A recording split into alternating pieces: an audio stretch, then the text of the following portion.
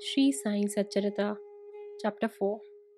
Title: Mission of the Saints, Shirdi a Holy Teerth, Personality of Sai Baba, Dictum of Goli Buva, Appearance of Vittal, Shir Sagar's Story, Das Ganu's Bath in Prayag, Immaculate Conception of Sai Baba, and his first advent in Shirdi and three Vadas. In the last chapter, I described the circumstances which led me to write Sri Sai Satcharita. Let me now describe the first advent of Sai Baba in Shirdi.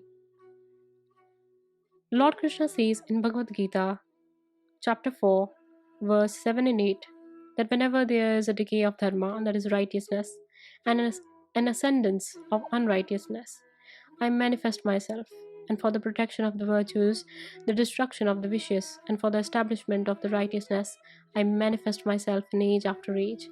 Similarly, saints appear and try to set the matters right by their words and action.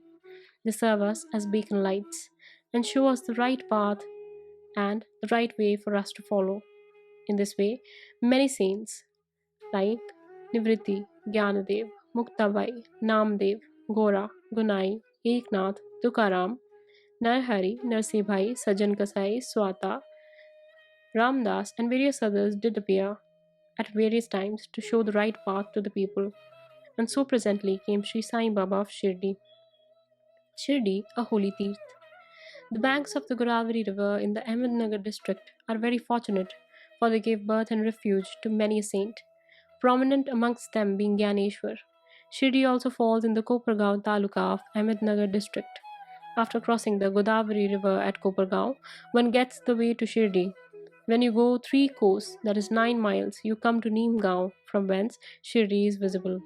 Shirdi is as famous and well known as any other holy place like Gangapur, Narsimwadi, or Dambar on the banks of Krishna river. As the devotee Damaji flourished in and blessed Mangalveda near Pandarpur, as Samat Ramdas at Sajjangarh, as Sri Narsim Saraswati at Saraswatiwadi, so Sainath flourished at Shirdi and blessed it. Personality of Sai Baba. It is on the account of Sai Baba that Shirdi grew into importance. Let us see what sort of personage Sai Baba was. He conquered his samsar, that is worldly existence, which is very difficult and hard to cross. Peace or mental calm was his ornament, and he was the repository of wisdom. He was the home of Vaishnava devotees, most liberal among the liberals, the quintessence of all essences.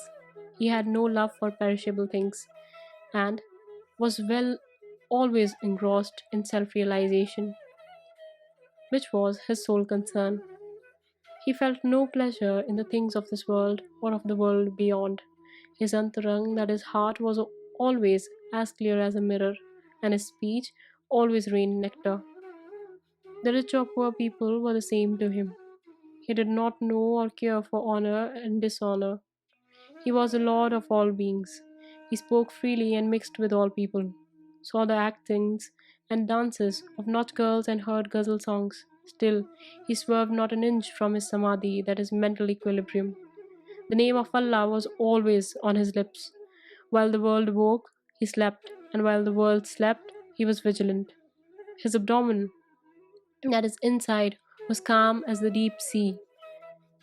His ashram could not be determined, nor his actions could be definitely determined, and though he sat and lived in one place, he knew all the transactions of the world.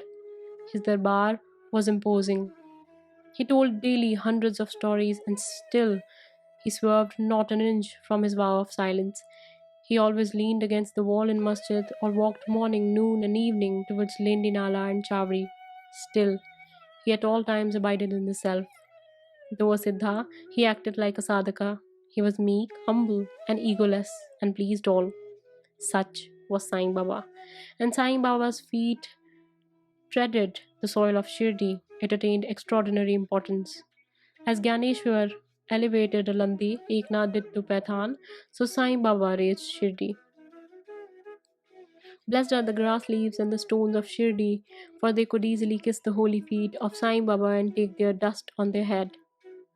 Shirdi became to us devotees another Pandarpur, Jagannath, Dwarka, Banaras, Rameshwar, Badri Kedar, Nasik, Triambakeshwar, Ujjain, Mahakaleshwar or Mahabaleshwar Gokarn.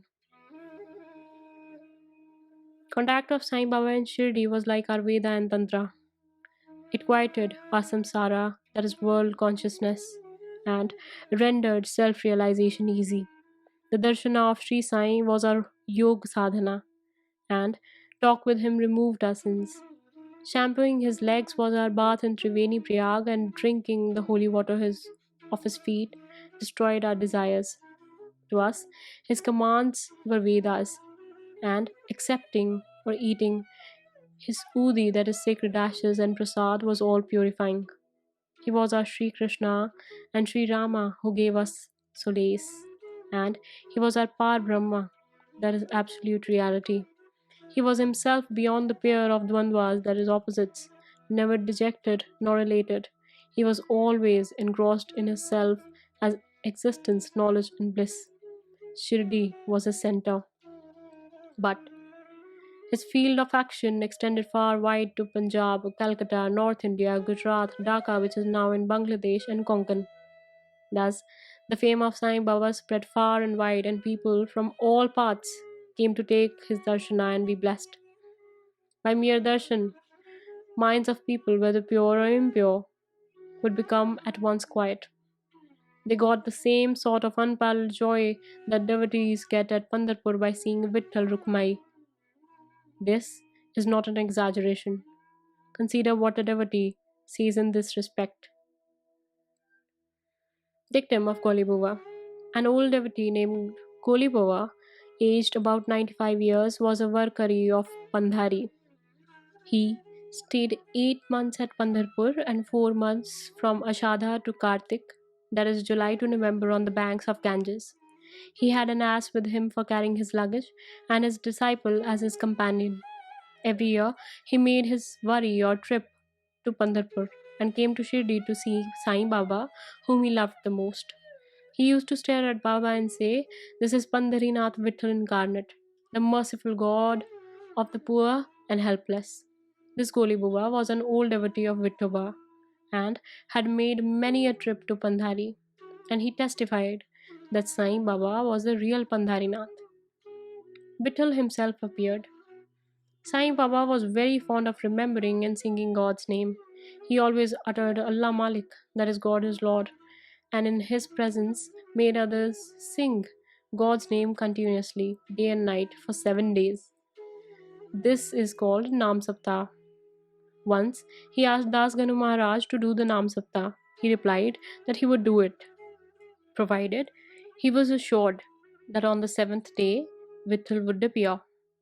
Then Baba, placing his hand on his breast, assured him that certainly Vittal would appear, but that the devotee must be earnest and devout. The Dankapuri, that is Thakur of Thakurnath, the Pandhari of Vittal, the Dwarka of Ranchod, that is Krishna, is Shirdi, that is here. One need not go far out to see Dwarka. Will Vittal come here from some outside place? He is here. Only when the devotee is bursting with love and devotion, Vitthal will manifest himself here in Shirdi. After the Saptah was over, Vitthal did manifest himself in the following manner. Kaka Sahib Dikshit was as usual sitting in the meditation after bath, and he saw Vitthal in a vision. When he went at noon for Baba's darshana, Baba asked him point blank, "Did Vitthal Patil come? Did you see him? He is very truant fellow. Catch him firmly, otherwise he will escape, if you be a little inattentive." This happened in the morning, and at noon there was another Vitthal Darshana. One hawker from outside came there for selling 25 or 30 pictures of Vithoba. This picture exactly tallied with the figure that appeared in Kaka Sahib's vision. On seeing this and remembering Baba's words, Kaka Sahib Dikshit was much surprised and delighted. He brought one picture of Vithoba and placed it in his shrine for worship. Bhagwant Rao Kshisagar's story. How fond was Baba of Vittal worship was illustrated in Bhagwant Rao Kshisagar's story. The father of Bhagwant Rao was a devotee of Vithoba and used to make varis, that is, annual trips to Pandharpur. He also had an image of Vithoba at home, which he worshipped. After his death, his son stopped everything, the vari, the worship, and the Shraddha ceremony, etc. When Bhagwant Rao came to Shirdi, Baba, on remembering his father, once said, "His father was my friend, so I dragged him, that is the son, here. He never offered Nevedya, that is offering of food, and so he starved Vittal and me. So I brought him here. I shall remonstrate him and set him to worship." Das Ganu's bath in Prayag. The Hindus think that bath in the holy Tirth of Prayag, where the Ganga and Yamuna meet, is very meritorious, and thousands of pilgrims go there at periodical times to have sacred bath there. Once, Das Ganu thought that he should go to Prayag for bath and come to Baba to get his permission for doing so. Baba replied to him, "It is not necessary to go so long. Our Prayag is here, believe me." Then, wonder of wonders, when Das Ganu placed his head on Baba's feet, out came flowed the streams of Ganga and Yamuna water from both the doors of Baba. Seeing this miracle, Das Ganu was overwhelmed with feelings of love and adoration and was full of tears. Inwardly, he felt inspired, and his speech burst forth into a song in praise of Baba and his Leelas. Immaculate Conception of Sai Baba and his first advent in Shirdi. Nobody knew the parents, birth, or birthplace of Sai Baba. Many inquiries were made, many questions were put to Baba and others regarding these items, but no satisfactory answer or information has yet been obtained. Practically, we know nothing about these matters. Namdev and Kabir were not born like ordinary mortals. They were found as infants in mother of pearls. Namdev being found on the bank of Bhimrathi river by Gunai and Kabir on the bank of Bhagirathi river by Tamil. Similar was the case with Sai Baba. He first manifested himself as a young lad of 16 under a neem tree in Shirdi for the sake of bhaktas. Even then, he seemed to be full with knowledge of Brahman. He had no desire for worldly objects even in dream. He kicked out Maya, and Mukti, that is deliverance, was serving at his feet. One old woman of Shirdi, the mother of Nana Chopdar, described him as thus: "This young lad, fair, smart, and very handsome, was first seen under the neem tree seated in an asan. The people of the village were wonderstruck to see such a young lad practicing hard penance, not minding heat and cold. By day, he associated with none. By night, he was afraid of nobody. People were wondering and asking whence this young chap had turned up. His form and features were so beautiful that a mere look endeared him to all. He went to nobody's door, always sat near the neem tree. Outwardly, he looked very young, but by his action, he was really a great soul. He was the embodiment of dispassion and was an enigma to all. One day, it so happened that God Khandoba possessed the body of some devotee, and people began to ask him, Deva, that is God, you please inquire what blessed father's son is this lad, and whence did he come? God Khandoba asked them to bring a pickaxe and dig in the particular place. When it was dug, bricks were found underneath the flat stone. When the stone was removed, a corridor led to a cellar where cow mouth shaped structures, wooden boards, necklaces were seen. Khandoba said, "This lad practiced penance here for 12 years."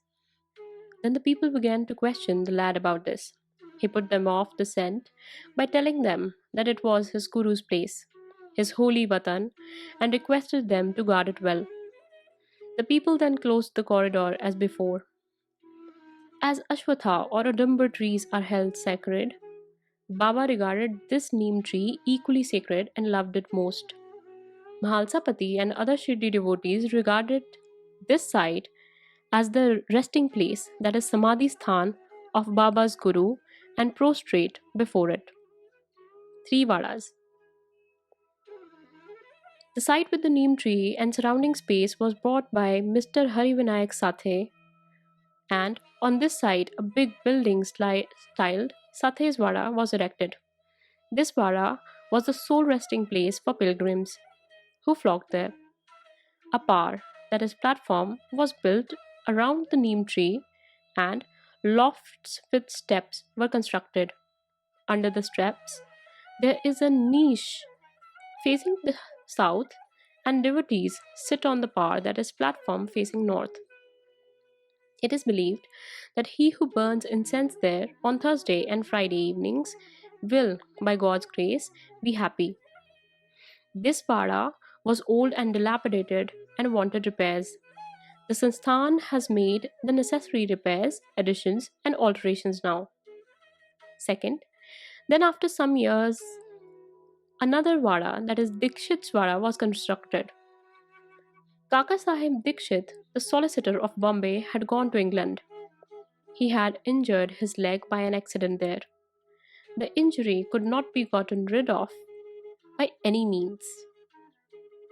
Nana Sahib Chandorkar advised him to try Sai Baba. So he saw Sai Baba in 1909 AD and requested him to cure rather the lameness of his mind than that of his leg.